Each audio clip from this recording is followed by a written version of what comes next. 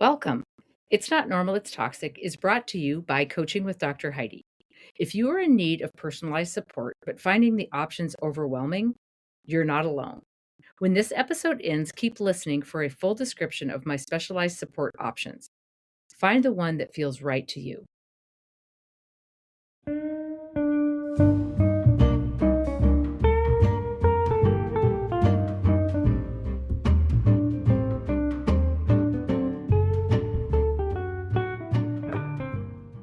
Well, I'm back, and I hope you guys are enjoying the bonus episodes that I've been adding to the It's Not Normal, It's Toxic library. As you know, I began a second podcast a few months ago, so each one of my shows could have more focused perspective. This podcast, It's Not Normal, It's Toxic, is an educational resource for you to better understand the toxic relationship in your life through the experiences I had while I was in mine. Fak'n Tired, my other podcast, is also inspired by events in my life. Managing the ups and downs, managing emotions, as well as managing other relationships in my life did not go as well or as good or at all as I thought it would. There was a lot of shrapnel, a lot of residual effects that I had adopted from the toxic relationship, and I had been completely unaware of them. I have sadly found that avoiding and ignoring the need for healing was only feeding it. It became very overwhelming for me, and I wanted to disappear. So, as I write the episodes for Fak'n Tired, I often wonder if it would have been different if I would have known all of this before. The bonus episodes that you hear here on It's Not Normal, It's Toxic are the Fak'n Tired episodes that I believe could possibly make your journey go a little smoother than mine did. With that, here is your latest bonus episode. Hey, I am glad you're here today for part two of the biology of the battle. But before we dive into today's episode, I want to talk about something personal to all of us: the way we show up in the world after we've been through the toxic teardown. Most of you are familiar with the toxicity profile analysis, where we look at the behaviors coming at us from other people in our lives. But when I went through it, I realized there was a missing piece to this puzzle I call Heidi. How we adapt to survive within unhealthy environments. I didn't know the difference when I was there. You don't realize that your body is working overtime to keep you safe. You might know that it's not healthy, you might know that you're sad, but you don't realize how hard your nervous system is working. I didn't know that some of the behaviors I have, even years after my toxic marriage ended, were not me at all. Not my personality, not what I was born with, not genetic, but rather behaviors and responses and reactions that I adopted in order to survive that toxic marriage. That's why I recently created the survival mode assessment. Like the TPA gauges and validates you on the toxic traits of the toxic or unhealthy person in your life. The survival mode assessment talks about the behaviors that are going on inside of you, both during an unhealthy relationship and what can end up being long after an unhealthy relationship. So the TPA is about identifying the storm, and the SMA is about identifying the armor that you built to survive it. It's analysis of your own post trauma behaviors, the things you do to keep yourself safe that might actually be keeping you stuck. You see, behaviors, especially post trauma behaviors, live, grow, and thrive on avoidance. I didn't know I had them. I thought it was just me. Then, when I realized I had them, I tried to hide them and tried to ignore them and tried to do better. But on that avoidance, they just got bigger. Step one is getting an idea of what behaviors are actually survival and what behaviors are actually just you using your logical thinking.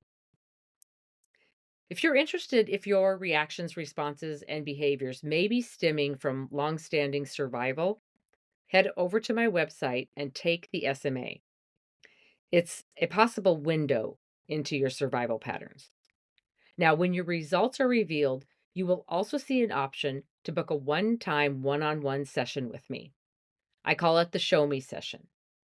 In this session, we'll look at your results together and I'll share with you what they mean and where they came from. How did they get there? I didn't used to feel like this. Why do I feel like this now? I never used to worry about what people thought about me. Now I'm paranoid about it. We'll talk about how that change in the different behaviors happened. From there, together, we will decide on what is the best next step for you. Today, however, we need to finish the biology and the anatomy portion of the educational foundation of this podcast. We spoke last week about the function of the nervous system and how it oversees the safety and the functioning of not only all the systems in the human body, but also the safety and functioning of the body itself. Today, we're going to focus on the nervous system takeover. If there is a system in the body that is not functioning correctly, and all attempts to get it to do so have failed, the nervous system has no choice but to take over, make accommodations, and do its best to reestablish some sort of sustainable stability. In the last episode, we talked about, again, the biology of the battle. We explored how your brain literally changes with priority to keep you alive, and how your amygdala grew into an overactive, always sounding fire alarm, and how the cognitive logical CEO, we called it, part of the brain wasn't even involved because it couldn't hear the problem over the blaring fire alarm. So when parts of your nervous system sense threat, it covers up your logical thought process and the survival mode takes over. In short, these two parts of the brain cannot operate at the same time. If the survival part of the brain is in a full on mode, the rational, logical, decision making part of the brain is on standby. It is not online. But here's the question I get asked most often in my practice when I'm working with people with post trauma or post toxic. Heidi, I've been out for years. I'm in a safe home. I'm with a safe partner. So why do I feel like I can't handle stress? I have a very difficult time expressing my needs. I feel guilty and I overreact to the point of hurting other people's feelings. And that is not me. So then I have to deal with the humiliation on top of it. Well, today we're going to talk about why your body does not understand nor believe that the war is over and how you start recalibrating that nervous system for a little by little bits of inner peace. A lot of that came with just understanding the nervous system for me. Neurology and the words that go with it can sound like a different language. Now, I ate up anatomy and medical terminology. It was my favorite. So I could talk medical all the time and love it. But a lot of people are not educated and a lot of people don't like biology and sciences. So the words that go with neurology literally can sound like a different language if you haven't had some education on medical terminology. So to better help you in understanding how yours works, I need to talk about the language of the nervous system and how these different parts communicate. In order for the nervous system to do its primary job, which is keeping you safe and keeping you alive, it has to have ways of detecting what's going on in its surroundings. It has to have places where it can see actual threats. Now, remember last time I said that the function of the nervous system was to take in information about your surroundings or your environment or about the people you're with, evaluate that information, and then decide what to do with that information. Okay, there are many sensors. Now, you know I like to make things understandable. So, for the case of this, we're going to call these sensors the data collectors that the nervous system has in place to scan and detect information. Now, today I just need to touch on the main sensors or the full-time data collectors and what part they play in reporting to the brain and what types of information they bring back to the brain. Okay? In anatomy, words are often a word that means a place in the body and a suffix that means what it's doing. Okay. So, in today, what we're talking about the medical terminology that includes the suffix ception, CEPTION. It refers to the process of sensing or receiving or perceiving stimuli. In a medical context, it describes how the nervous system takes in information to create awareness that the brain can evaluate. In plain English, these sensors or data collectors work for the brain to gather the information it needs to perform its function. Now, there are many sensors, and each sensor is named for the function that it does. Just like a company, we have marketing data collectors, we have consumer data collectors, we have statistical data collectors, we have sales data collectors, and they all send the information to the CEO so that the CEO can best decide what to do with the company next. So, in medical terminology, the first part of the word tells you where the signal is coming from. And by adding the suffix "ception" to it, it adds the act of catching or receiving a signal and sending it to the brain. Okay, hope that wasn't too confusing. However, we're going to talk about 6 of the nervous system full-time data collectors. They are the boots on the ground for the CEO or the brain. Nociception is the first one I want to talk about. By definition, this is the data collector or sensor working for the brain by which your body detects potential or actual tissue damage. Noci is a Latin word that means harm or hurt. And when you add the suffix "ception" to it, it is the act of receiving information about being harmed or being hurt. Now, nociception is the unconscious signal that is sent to the brain. Pain is the conscious feeling you have after the brain interprets the signal. So imagine that you accidentally touch a hot stove. The special sensors or data detectors detect the heat. Nociception, which is the electrical signal, sends a immediate screaming message up your nerves through your spinal cord to your brain. And the result is your brain receives the data, evaluates it, triggers a reflex to pull your hand away before you even consciously think, oh, that was hot. And you know this is true when you burn your hand. You are always, if you touch a hot burner or you touch your curling iron, your hand is all the way back by your shoulder from the reflex before you ever feel the burn.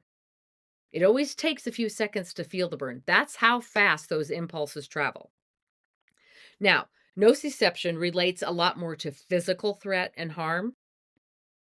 The following, although they do cross over each other at times, are data collectors that are more involved in emotional and psychological information. So, nociceptors are the pain receptors or the data collectors that are out there looking to let the brain know if you've been scratched or if you stub your toe or if you touched a hot burner or if you're getting sunburned.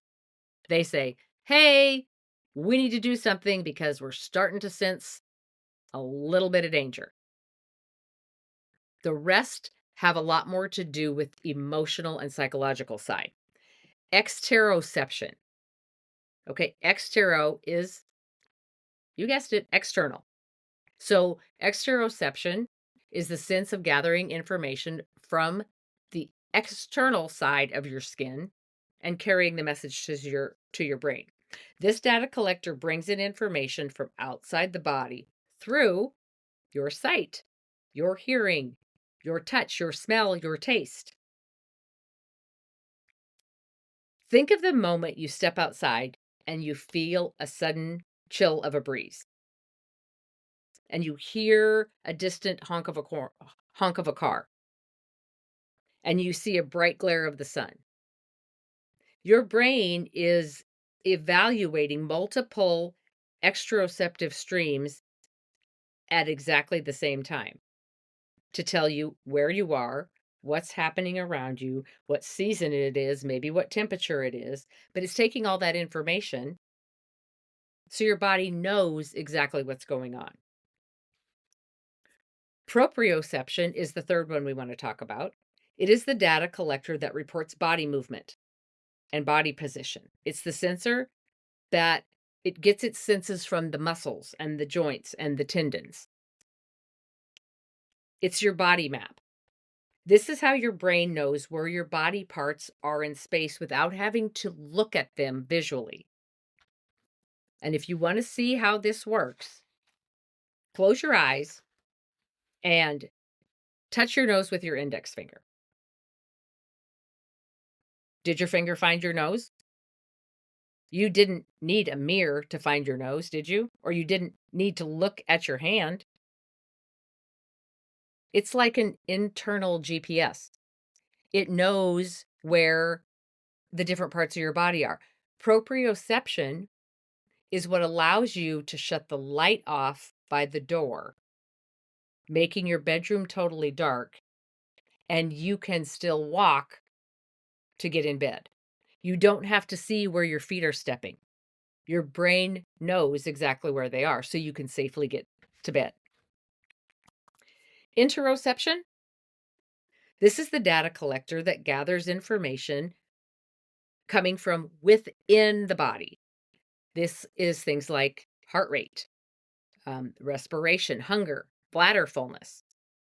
This is how you feel what is happening inside your skin. This is the foundation of your emotional awareness. Example, you all know that pain you get in your stomach when you see the text on your phone or you think you forgot to pay the electric bill. All of the sudden, you're going to get a pain in your stomach. That is an interoceptive sensor. Think of the moment you realize that you're getting hungry. Your stomach growls, you kind of start getting lightheaded, you have maybe some tightness in your chest. Sometimes you might sweat on the sides of your nose. That ability to read the sensations that are happening inside your body is interoception. These different sensations, the data collectors grab them, they send them to the brain, and they report to the brain what's going on. Your brain evaluates all of the information that they're sending in, and it says, you need to eat something. The fifth one we want to talk about is chronoception. Chrono is the passage of time. So this is the data collector on how we perceive and experience how fast time moves. It's the internal clock. It allows the brain to organize events in logical order and estimate how long a moment or an hour lasts. Just like a computer marks every file with the exact time it was created, or your pictures on your phone have a timestamp on them, these sensory tags remember every memory. And with the sensory input, it knows the relative position in time, allowing you to distinguish between that just happened or that happened a long time ago. Think about the difference between a minute you spend holding on to a 20-pound kettlebell or a minute you spend laughing with a friend. The clock on the wall moves at the exact same speed. But the sensors, because of the varying degrees of what you're experiencing, will stretch or compress that timestamp based on the intensity of the experience.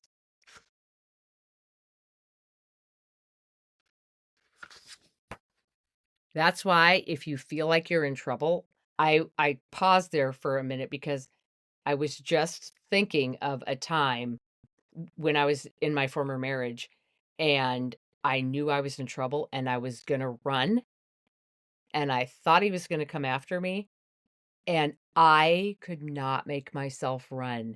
It was like I was running in slow motion.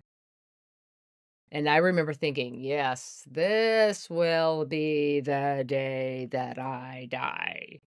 And it was the most vivid picture of me in slow motion, and it probably took a second and a half. That's a very, very distinct memory I have of my former marriage. Anyway, that was a little side note on chronoception. Okay, the last one, this is the big daddy, neuroception. This is the data collector that distinguishes whether situations or people are safe, if they're dangerous, or if they're life-threatening. It's your body's surveillance system. It's a subconscious process. Your brain is always scanning through the collection of data to and is looking for clues of safety or danger, and you don't even know it's doing that. If we go back to the smoke detector, it's always on in the background, but you don't really know it's on. I mean, you know it's there, but you don't hear it or see it actively moving, but it's always there. It doesn't think, it just reacts when it senses smoke. You do the same thing when somebody raises their voice, or you hear footsteps behind you in a parking lot, or there's a sudden movement, or you're anticipating being in trouble, or doing something wrong, or somebody not liking you, or not making the right dinner. You got very used to sensing something's going to happen, something's going to happen. And you started reading into that look on the face, or the harsh tone of voice, or the slamming of the door. So all of these data collectors have been working overtime. These little guys are out there and they're all doing their specific job, getting the data from the I was going to say category, but um if I'm thinking of a company, branches, getting their data from the branch of the company that they work in. Exteroception. Okay, I'm gonna kind of go through these and set up a scenario that your nervous system goes through if it senses danger. Okay, the exteroception are the receptors that take in information from the outside. So it may see a person glaring at you or frowning at you. The neuroception reads that facial expression or that glare as a potential threat. It might be mad. Interoception, which is the organs and the things that go on inside your body, because of the potential threat, the heart begins to race and the stomach begins to tighten. Proprioception, your muscles will go rigid in case you need to run. The chronoception makes 10 seconds feel like forever. So, see how all of those data collectors or sensors to the nervous system are tied together when there is a threat to you physically or emotionally? When all of these come into the brain at the same time, the this is an unsafe position for you to be in meter goes through the roof. Now, remember, when I say threat, it can be physically dangerous, like a car coming towards you in your lane, or if someone raises their hand like they're going to hit you. But it can be emotional, it can be mental, or it can be psychological also.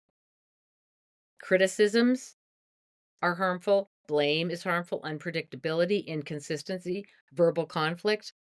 All of those are threatening. After you've learned how a toxic person behaves, you get very good at reading. So you anticipate a threat way before it actually shows up.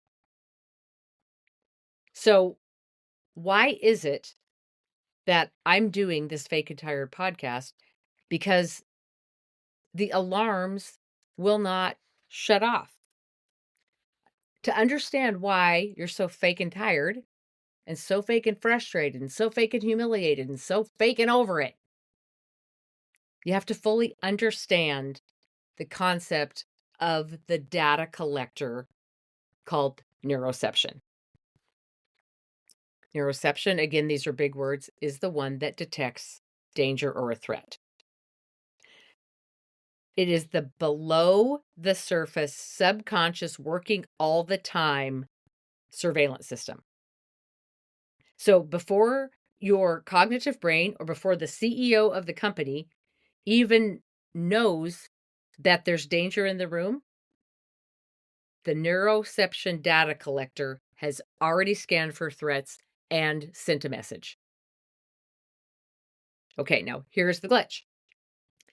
When you spend years in toxicity or in an unsafe environment or under emotional control, your neuroception data collector starts putting in overtime hours to ward off danger. It never stops working. It not only puts in overtime hours scanning for potential threats, it puts in overtimes scanning for potential threats. I talked about that either this past episode or 2 episodes ago. It starts looking for sparks. It wants to know if there's a fire, but if we can anticipate it farther up the line, we have more time to stay safe. So you quit looking for the fire and everything around you becomes a spark. Think of it like a home alarm system when you are living in a dangerous neighborhood. You are going to want the alarm to be set pretty sensitive. You want the alarm to go off if the doorknob jiggles, or if a branch taps the window, or if there's someone on your step. Because there's a lot of break ins in the homes in this neighborhood, and you need every possible chance to keep yourself safe. So the alarm system is set according to the amount of crime in your area. So every jiggle of the doorknob and every branch against the window and every person on your step could just as easily be a burglar or worse. If you set the systems lower, you might not get the notification fast enough. So you've lived in this dangerous environment with your alarm set on high, buzzing at all the things because there's so much threat there. Now you've decided you're going to move to a house in a quiet meadow with no one around for miles. And you just bought that alarm system, so you're going to take it with you. But you never changed the setting on the home alarm. You just took it out of the house at the busy, dangerous neighborhood.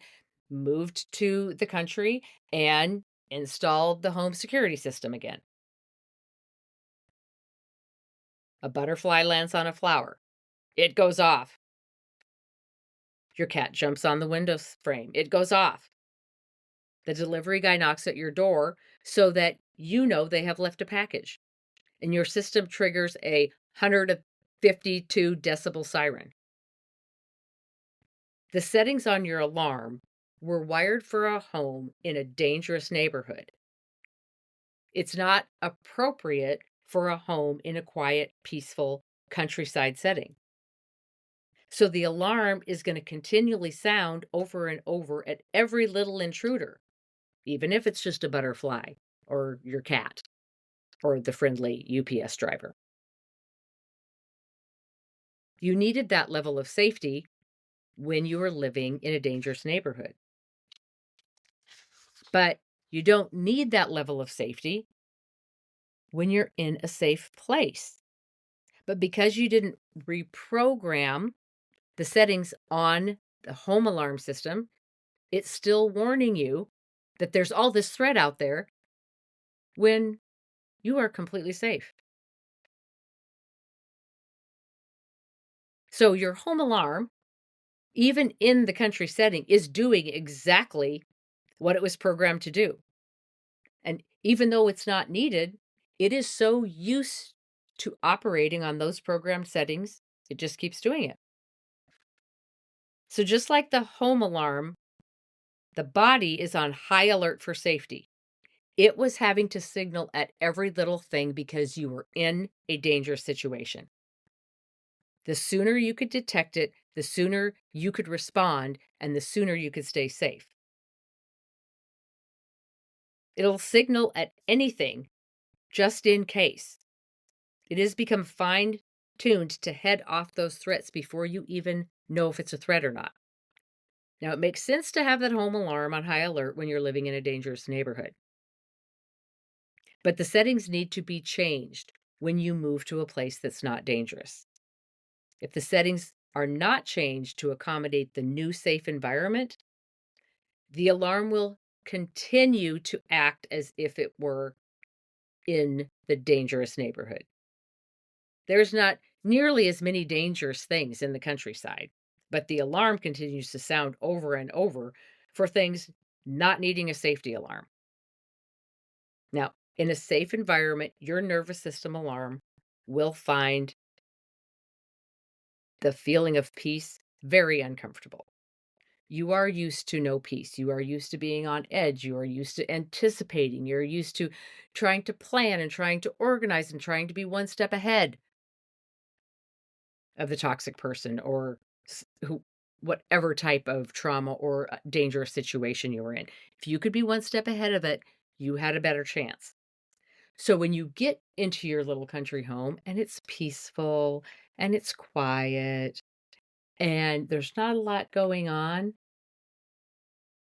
it feels like something's wrong because your nervous system is so used to being on guard and looking and scanning and paying attention and overanalyzing everything that when you get to the country home that's peaceful in the meadow,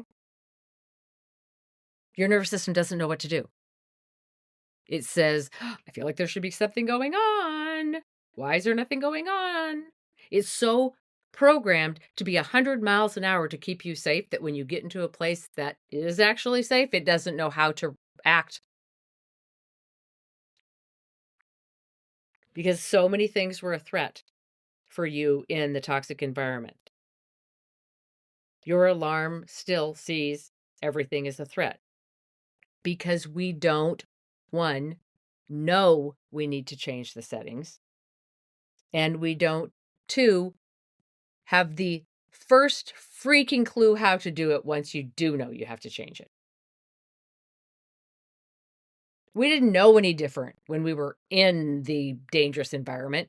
We learned and we adapted and we survived it. As soon as you learn to survive it, it doesn't seem that bad. It seems familiar. So you're probably having these behaviors and anticipating and scanning and doing all this stuff, but you didn't know any different. Then when you get out and you try to function in an environment that's safe, you will notice a difference. And it becomes very frustrating because here you are once again, nobody understands you, nobody gets it. You feel very alone. Again, you don't know how it happened, you don't know how to fix it, and it can become very, very debilitating. It's why you feel that impending doom when you sit down and relax for 2 seconds. You jump up every commercial break and you go change the laundry. Or you watch the first half of your favorite movie and then you remember you were supposed to bake cookies, and up you go. There is no calm because if you're calm, you're not paying close enough attention and you won't be ready to react when the danger shows up because it's going to show up. It always did. A lot of things showed up at the same time. You got so much shit piled on you. It was like a weighted blanket. Now, I know we love our weighted blankets because that is comfort for somebody in a survival mode. But it was just buckets and buckets and buckets of crap you had to deal with, and if you didn't get it done, you were in trouble, and you're trying to finish this, and then they're mad at this, or you're late for this, and now you missed this class, or you missed this meeting, and now you don't have supper on the table, and I did that literally what I just described for 14 years straight. I didn't sleep, I didn't eat, I lived on coffee, I never talked to family, friends, I did not have time. If I gave my attention to anything but what was going on, I would find myself in danger. I had to be alert all the time. And when I moved and it was very peaceful, I got very anxious. I did not know how to even function in quiet. I didn't know how to have a regular schedule of sleep. It made me feel guilty for sleeping because the way I had been trained is if you sleep too much, you're not going to get that to-do list done. You don't get the to-do list done, somebody's going to criticize something. You get criticized too many times, somebody's going to want to leave you, or somebody's going to get a girlfriend, or somebody's going to talk bad about you. So all of this huge rainstorm of stuff is going to happen, and all you want to do is sleep. Well, you can't because all that bad stuff that I just listed is going to happen if you sleep. So we stay awake, we stay alert, and we overachieve, and we do it perfect, and we try to keep at bay any of the dangerous situations that could come about. Running this high voltage security system in dangerous environments makes sense, but running those same settings in a safe environment is what causes the exhaustion that we talk about on this show. It causes health problems, it causes mental problems, it causes relationship problems, causes coping problems. You're using 80% of your daily energy just to scan for danger that's not even there.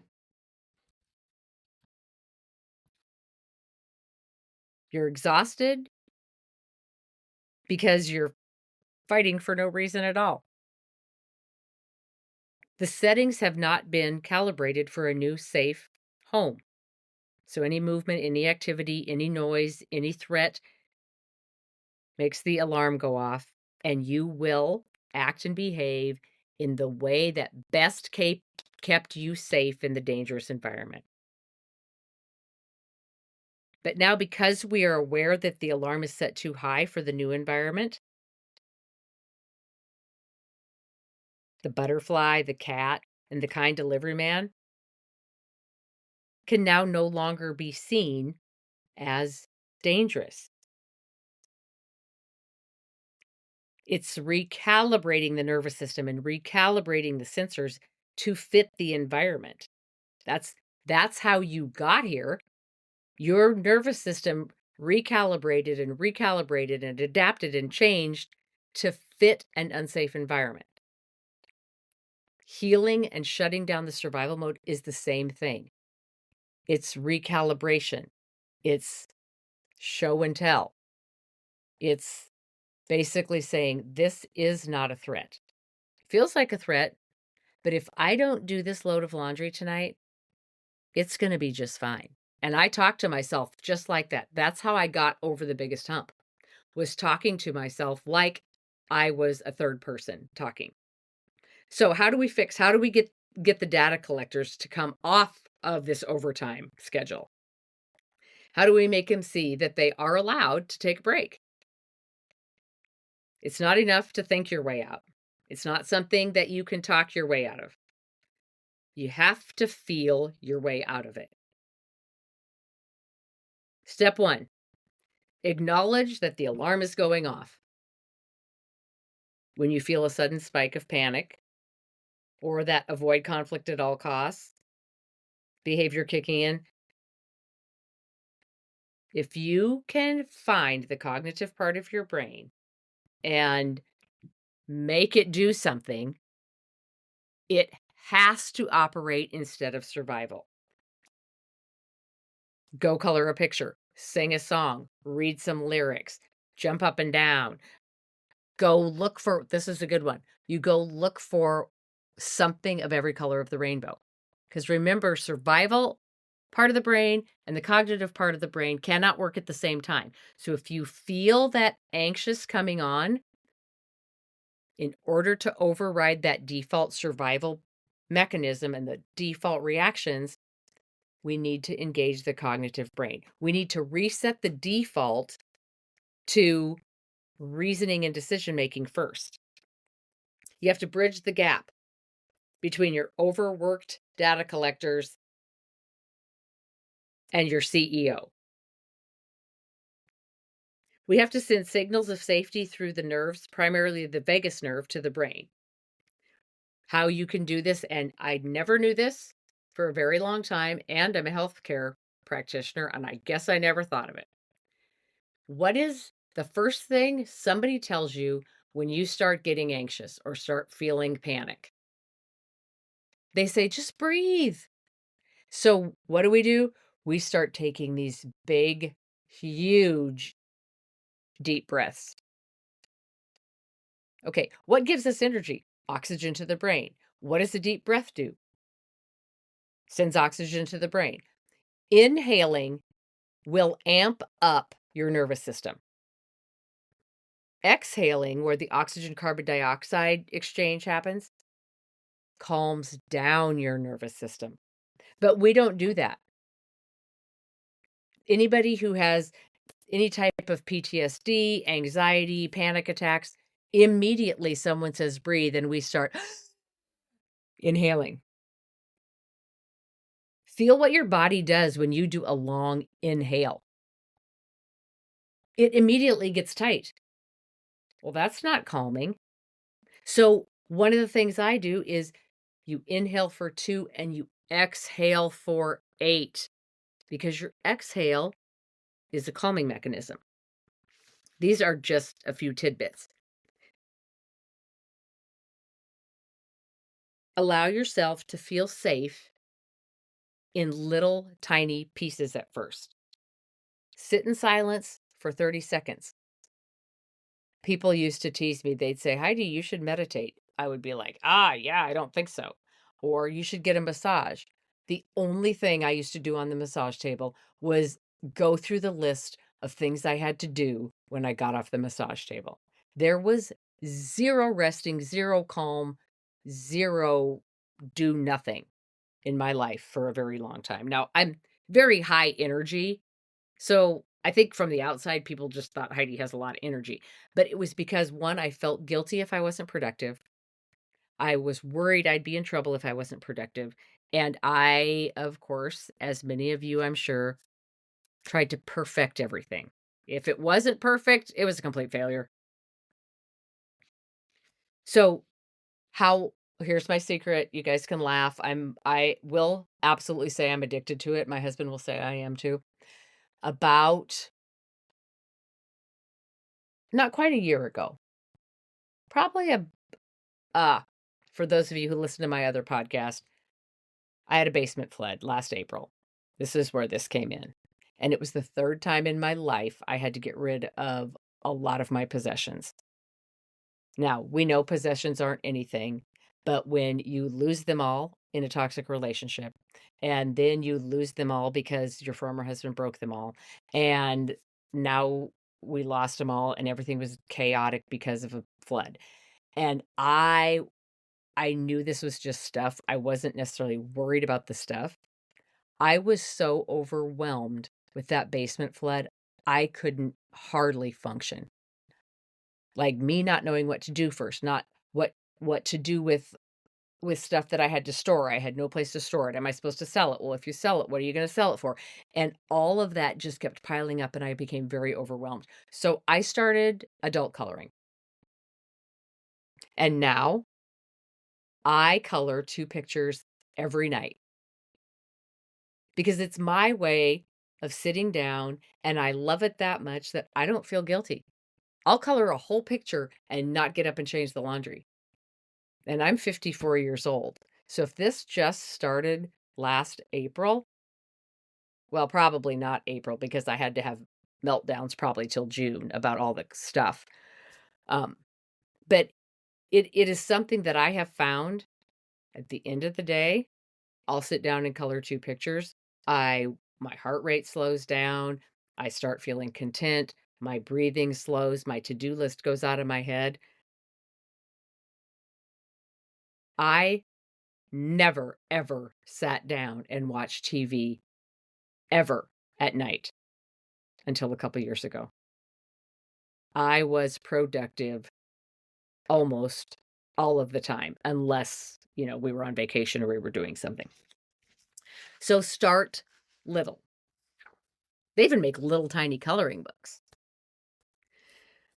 Recalibrating your nervous system is the hardest work you will ever do. One, you're not really sure if you're doing it right because when it adapted to keep you safe, it was a subconscious thing. Now, to make it re-evolve back into cognitive, healthy brain thinking, that's not a subconscious thing. We have to put the work in. It is the hardest work, and it's very disheartening because it's not perfect. You'll think you're doing great, and all of a sudden, out of the blue, some crazy behavior because you didn't realize it was a survival mode reaction. You're not broken. You just have a high performing survival system, but it needs a new job. Now, next week, we're moving back to the collaborative sessions with Christine, and we're going to take these behaviors one by one. Now, if you're not sure what these behaviors are, go take the survival mode assessment that I mentioned. It is 126 questions, so it's going to take you a few minutes. But every one of those questions correlates to one of the 21 behaviors that I have experienced post-trauma, not even knowing they were post-trauma. Some of the things I would do would drive my now husband crazy. And then if he would bring it up, I would feel like I wasn't good enough or unaccepted or I was broken or I was scorned or whatever they call it. But it was very, very difficult for me to accept that the way I am is because of what I've been through. And all I can do is be kind to myself, encourage myself. And on the days I fall flat on my face, know that tomorrow is a new day. I don't apologize. I mean, if I hurt somebody's feelings, I apologize. But I don't worry about people understanding or because I know what caused it now. And I know that with hard work and staying on top of it and putting myself as the number one priority is how I have finally been able to love myself again and feel good about myself and feel like I'm content in life. I feel like finally I'm able to give to my kids and, love my husband and do spontaneous things without worrying I'm going to do it wrong or somebody's going to say something or I'm going to be judged for it. In the last 3 years, and I have said this before. I used to walk into a room and hope that somebody in there would like me and hope I would be accepted. Now I walk into a room and I hope there's somebody in there I'm gonna like. I am the one I take care of now, and I've cut out a lot of relationships in my healing. At the end of the day, you only do this once. And I am a firm believer in everything happens exactly the way it's supposed to for you to become exactly the person that you were supposed to.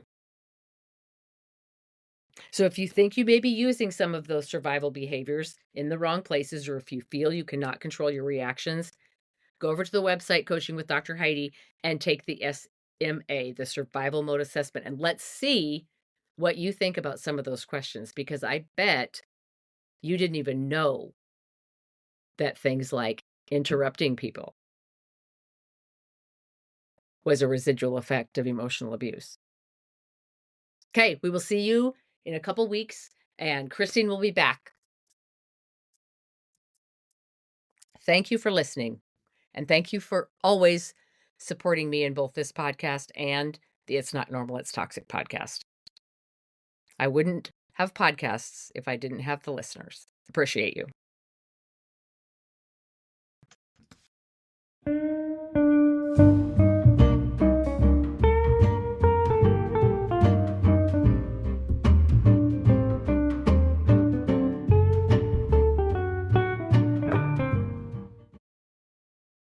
No one should have to go through any of this alone. And so you don't have to. I mapped out a few pathways of support for you. I'll be right here when you're ready. How long have you been evaluating or completely avoiding your next step? If you're waiting for the perfect time to act, I have to tell you, there's no such thing. There is only the choice to keep doing what you were doing or the choice to change something. You don't need to have it mapped out entirely. You just need to choose the first destination. When you get there, you can then decide which direction you want to go next. The most important shift you will ever make is understanding this. You feel the toxic person is not acting normal. You have thought that to yourself 100 times. Why can't they just act normal? Here is the shift. The reason you think they are not acting normal is simply because they are not acting like you. We believe how we act is normal. However, they are acting totally normal for the personality that they have. Let's be very, very clear. Just because a behavior is normal for them does not mean it has a right to be normal in your life. We spend so much time trying to decode them, trying to understand why they do what they do. And with all of our attention on them, we accidentally hand them the keys to our happiness. Now your keys are in somebody else's pocket. Understanding their perspective is a tool that stops the confusion, but it's not the end goal. The end goal is you reclaiming the right to choose who is healthy for you and who is harmful. Once you understand their normal, much of the confusion clears. And once that happened, power is transferred to you. The only thing left is your choice. It's time to stop asking, why are they like this? And start asking, do I want this in my future? Your first step towards clarity is to take the toxicity profile analysis, or TPA. This is a tool I created years ago, and it has been used by thousands of people to strip away the what they do, is it normal, and start leading to why they do it. It is an eye-opener because their behaviors that once felt toxic to you over time may very well have become normal accepted behavior in your life. Once that analysis is completed and you have your results, you'll unlock a one-time opportunity to book a show me session where you and I go over the toxic traits that have been affecting you the most, and together we can decide your next step. There are a lot of options out there, I know, because I feel like I tried them all. But maybe for you, the next step will be one of the support and guidance options that I offer. Perhaps you're seeking validation on what you're feeling. You just want someone to tell you that what you feel is true or valid and that you're not crazy. For you, the validation session is perfect. It's a 3-hour session with immediate shift in perspective. We map out the why of their behaviors, and the knowledge that you get from it can be used immediately. Now, the official name of this session is the You've got to be kidding me. This is so easy validation session. You'll never look at them the same again. The Understand Me intensive program is a 1-month, fast-paced, focused education program. We line item the reasons behind their behavior, behind the words, behind their actions, and you'll learn to see how they control your emotions, thus controlling many of your decisions and ultimately your life. Their normal becomes predictable, and your empowerment will lead to freedom. The Understand Me intensive program is a good option if you are on a time limit to make a change, like if there's a lease up or there is something coming up that gives you a deadline. It's also a good option if you need an exit plan or if the control and the abuse is escalating. And then maybe you're ready for lasting, lifelong changes and focused healing. Freedom Me is my exclusive 5-month life-changing program. It includes all that is in the Understand Me intensive program, but we also step up to the challenge of finding and rebuilding you. We move from mastering boundaries to reclaiming your identity, ensuring that you never find yourself in this position again. We find the tools that your nervous system likes, and we begin addressing your own post-trauma behaviors. Yes, we will learn a lot about the toxic personality, but this program gives you the confidence and the clarity to move forward without fear. Now, this is an all-inclusive, the best choice if you're wanting to go through this change and move your attention back to you, your own life, and your well-being. It's also the support service of choice for those who are fake and tired of repeating patterns. Freedom Me is the recommended program if you are anticipating a separation or divorce, as well as the recommended program for those having to remain in contact with the toxic person, such as in the case of co-parenting, work environment, or situations within your immediate family. If you have to have contact with them, you must learn a new form of communication. There are a limited number of spots in each month for Freedom Me participants. Exclusive clients are accepted into the program through an application process. Choose the level of support that fits your capacity today. I know you feel like there's no options, but to keep doing what you're doing. I thought so too until I took that first step. We will find your options. They're there, I promise. You don't have to do it alone. We're in it together. All the information and sign-up options can be found on my website, coachingwithdrheidi.com. I will be here for you whenever you're ready.